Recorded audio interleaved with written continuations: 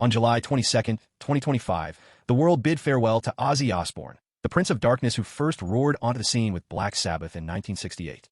At age 76, Osbourne passed away peacefully at his Birmingham home, surrounded by family, just weeks after delivering what would become his farewell performance at Villa Park on July 5th. That star-studded concert, featuring Metallica, Guns N' Roses, Slayer, and Sabbath bandmates Tony Iommi and Geezer Butler, was billed as a fundraiser for Parkinson's research and local children's hospitals. Despite his ongoing battle with Parkinson's disease and a series of spinal operations, he took the stage seated, yet still commanding it with his trademark growl on War Pigs and Paranoid. News of his death broke via a statement from Sharon Osbourne and their children, emphasizing that Ozzy had given it all until the end. Social media feeds filled with the haunting image of his final bow, as cameras captured that last moment. Ozzy, frail yet defiant, raising a peace sign to the screaming crowd. Within hours, tributes flooded in from bandmates, collaborators, and fans. Emergency flags at Villa Park flew at half-mast, and global news alerts flash headlines like Black Sabbath's pioneer dies. This sudden passing highlights the closing of a chapter in rock history. From Sabbath's groundbreaking first album in 1970 to Osbourne's record-breaking solo career in the 80s and 90s, his influence spanned 5 decades. His death on home soil, in the city where he was born and where he first found fame as part of Sabbath's early gigs, make for a poignant full-circle moment. Ozzy Osbourne's journey began in 1968 when he answered an ad in a Birmingham newspaper for a loud band. That band, Black Sabbath, would go on to define heavy metal. Their 1970 self-titled debut featured tritone riffs and occult imagery so stark that they literally rewrote musical history. As lead vocalist, Ozzy's eerie, wailing voice turned songs like Black Sabbath and NIB into anthems of a generation seeking catharsis in dark times. By 1978, his battle with substance abuse and creative conflicts led to his firing from Sabbath. Yet that setback sparked a solo career every bit as influential. Backed by guitarist Randy Rhoads, Ozzy released Blizzard of Oz, 1980, introducing classics like Crazy Train and Mr. Crowley.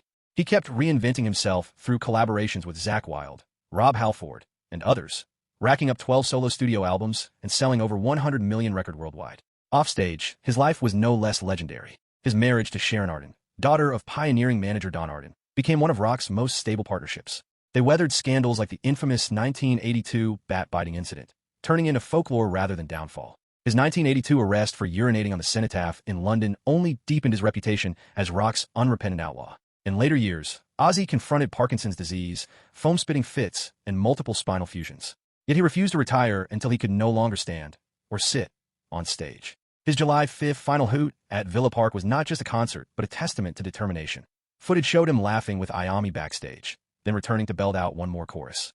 The rock world, and beyond, erupted in tribute when news of Osbourne's death went public. Tony Iommi hailed him as my brother in riffs, while Geezer Butler described the loss as unbearable. Sharon posted on social media, "He was my heart. He gave light to darkness. Rest with the angels, love of my life."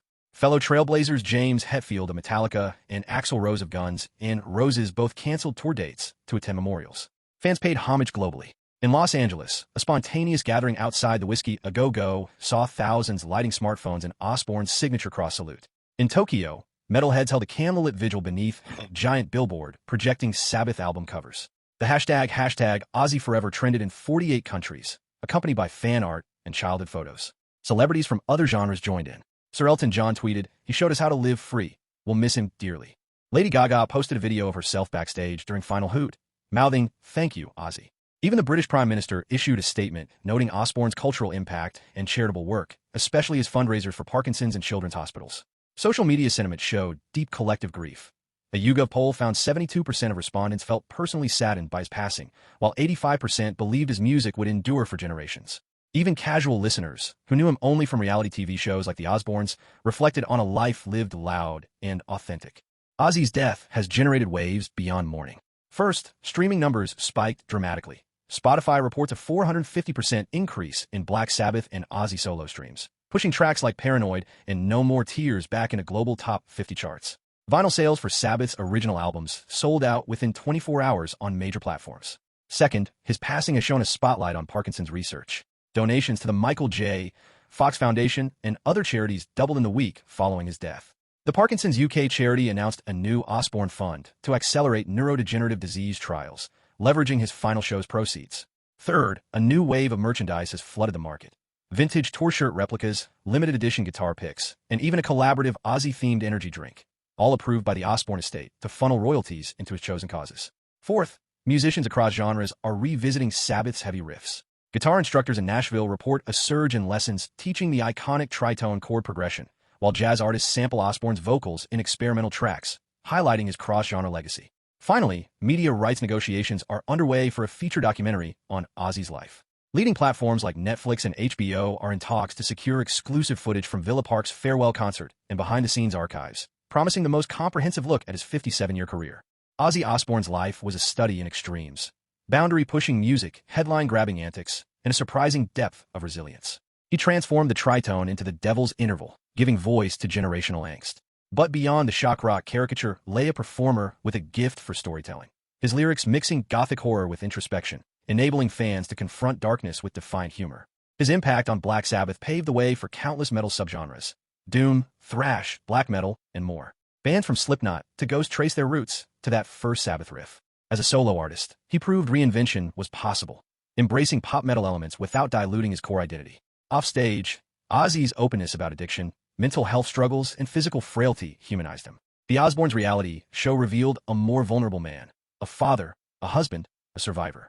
His willingness to share, whether through candid interviews or the final hoot monologue, allowed fans to feel part of his journey. Now, as eulogies span continents, one truth emerges: Ozzy's voice endures. Every power chord struck in basements and stadiums, every headbanger salute, echoes his defiance in the face of adversity. He once warned, "The dark is darker than you think."